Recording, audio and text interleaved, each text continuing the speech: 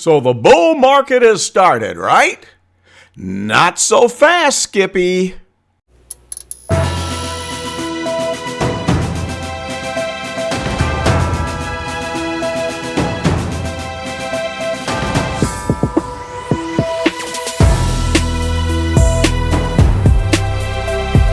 What is up, gang? It is I, Carlton Flowers, your crypto pro. Yay! And it is time to break down the charts for the Bitcoin action today on March the 14th.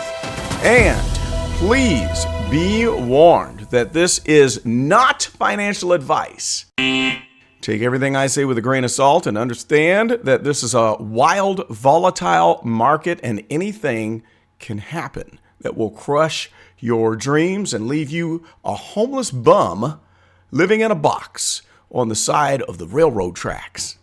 All right, so we have already discussed the news and talked about the bank bailouts and all of the money printing that the Fed has kicked in since Friday.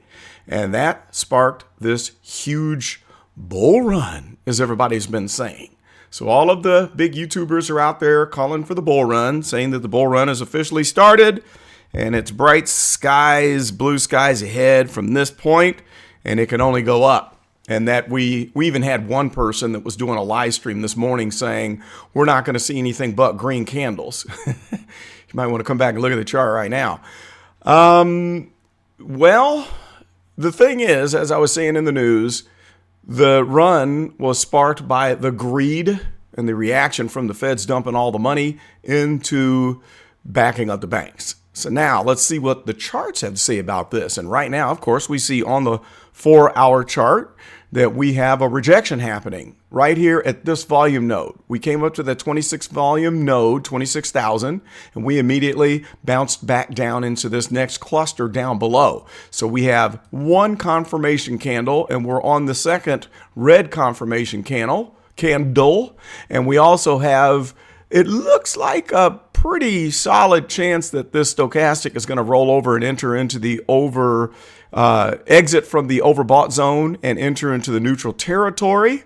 Okay, so we already have the fast line that is below the 80 line. The slow line is still above it, but we have a definite crossover after several fakes. We had a crossover here, then we had fake, and then real crossover. Okay, so it looks like for right now, we are bearish. On the 4-hour chart, we have an impending crossover happening right here on the MACD oscillators. And we have light green candles being printed on the histogram. Okay, so that's what we're looking like. And the 200 EMA line is slightly moving up, but it looks like that's going to start to slightly move down as with the 50 EMA. Now let's jump into the 1-day chart.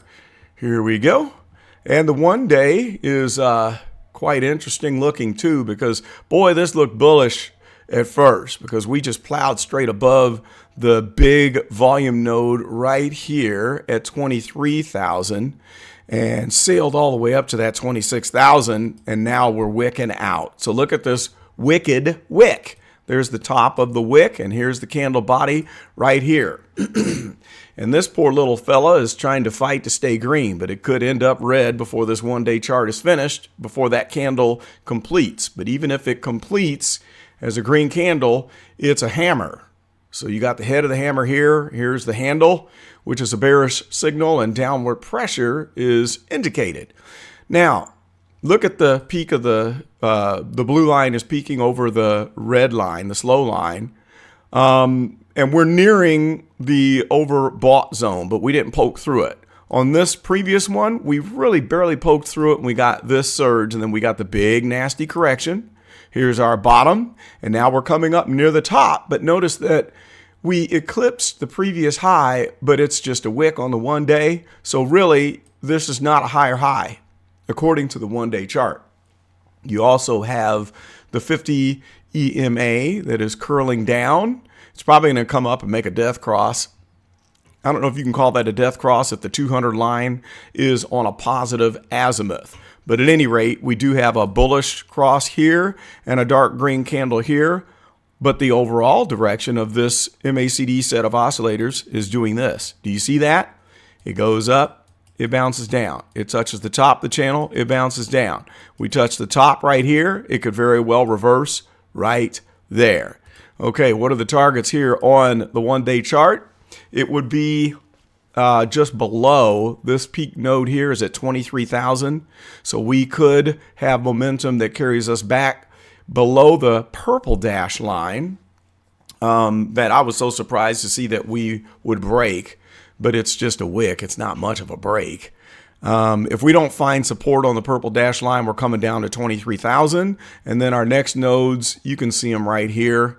Let's get prices. This one sticks out at 21,000. Then you got a 20,780. Then you got 20,000. And then, of course, we've got this big node at 19,246 below the red dash line. Okay. Now, we'll have to wait and see what happens and see if Bitcoin will respect the dreaded red dash line, or if this is truly a bull market like all of the big mouths are saying. I don't trust it. Now, anything can happen, and sure, just like we saw this wicked move upwards, the feds could print more money. We don't know what could happen. The bull market could start early, and I could be completely wrong. So don't ever think that just because you heard it from me that I'm right. I'm just looking at the chart and noticing what I see. And I look at what the peak of the stochastic does according to what the chart does upstairs above that peak. And so here are the peaks. You see this action here, and then you look at the troughs. Here's the low point here. It was way down off the chart here. This next low point here, that was a higher low. That was bullish, but now we have a low point that's declining on this peak. So now it's kind of like, well, it went bullish to bearish because you had a lower low. So let's clear that out. Let's look at the 1 week, and then we're going to look at the DXY and call it a day. The 1 week chart is looking bearish to me. I'll tell you why. First of all, look at this nasty stochastic that faked us out twice. 2 times in a row. We had a bearish cross, and then it looked like it was going to cross back over bullish, and then it was touching here, and then it opened back up bearish. So the direction of this stochastic is saying, I want to cycle back downstairs and come down here to oversold. And if it does not hold, then all basement predictions are back on the table. And those basement predictions happen at each volume node. The bottom could end up being at the red dash line at 19 something. We could revisit that. The bottom could be at the black dash line of death at 19,596, 17,596. It could also go all the way back down to 14. That's of least probability, but it's there. So we don't know what the next contagion is going to be, or we don't know if the feds are going to print us to oblivion and blast us out of here, or if something happens crazy with another black swan with Tether or USDC and then we fall off of this. We don't know. But I'll tell you what, let's look at something interesting that I discovered. This is really cool. Let me clear this out so I can show you this. Let's just move this chart over so I can show you the history of this Bitcoin movement and an observation, a keen observation that I made. Notice that during the bull market, we have this effect here with the stochastic where here's our baseline here. And then notice how each one of these stochastic bottoms is increasing, increasing, and increasing throughout the bull run, okay? And then you had your big correction. So let's make a bull run. This is the bull run right there. That's what the stochastic does. And then if you connect the dots, you notice that the tops also kind of, hang in there. They kept increasing. Oh, here's a bottom that was kind of fooled us. Then we stayed stuck there during the main run. That's what bull runs look like. And so then we have a single hump. I don't know what you call this, but this is just kind of out of place because it's the first time that we had a double top with the price action. So it went up and it double humped and then it came back down. Now, let's look and see what a bear market looks like. And if you go back even before this history, it looks just the same, but we'll just keep it with this current time period here. Let me move this over so we can see this now. Turn drawing mode back on. And let's get a red line. And let's look and notice what the peaks do. So here's the peak of the market here, right? And then we have a peak. And then there's a declining peak. And then notice how the stochastic bottoms kind of decline like that. And then it stays down here. But then look at the peaks. They also decline. Okay, then we kind of bump up a little bit here, but from here the bottoms keep getting lower. All right, so then when we connect those things, we notice that the peaks stay in a constant decline. All right, and then the bottoms overall in a decline. There's a bear market, and that's kind of interesting. And so then what are we left with? This hump. What is this? Well, it's similar to that hump that we had before. Before what? We got to scroll way back to show you. I'll show you. If we come way back here, when we had that ping pong ball bouncing on the table and it falls off the edge of the table, we went to 3,000 and crawled up. What do we have here but the same action, whereas we had the stochastic telling us here's the peak. And then notice how the peaks come down, just like I was showing you before. All right, there's our peaks. And the bottoms kind of let ourselves down too. They moved up and then come back down again. All right, so here's our overall. There's the stochastic action right there. And then what happens next? Well, you got this hump that doesn't fit the rest of the puzzle. Interesting, isn't it? In fact, it was a double hump because we came up. We sailed all the way back down, but we made a new higher low. We come up, and then what do? We almost went all the way back down to the previous bottom. We touched it again before we notice that when you start connecting the dots, the bases, that we started building the stair steps to the bull market. So that hump kind of overlaps because here's the bull market. Did the bull market start here or did the bull market start here? You could very well say that it started here, but you did have this return and capitulation right here. Look at this wick. It went down here to 3,800. The bottom before was 3,100. And then we had to visit this 3,800 one more time before the bull market was really in effect. But you could say that it already started. So fast forward to today. You could make that same argument. You got a lot of people saying the bull market has started. You know, I'll give them that. Maybe it has. Maybe this is the bulk of the bear market, and maybe the bull market started here at this bottom point. But you've got this hump, and we might wick down real quick and test all of these nodes and find our bottom again. We could go all the way back down to, say, 14,000 and change, and then rocket out of that, where we start to build a base on the stochastic where it starts to stair step its way out, just like it has done in the past. So then this is what your stochastic would kind of look like. If we see this happening, then we know that it's the end of the bear market / overlap beginning of the bull market. And this is where everything changes. So overall, you could say this is bull market right now. Or you could say, nope, we're not done until that last capitulation. And we're going to call it from this point on. Either way you slice it, it's saying the same thing.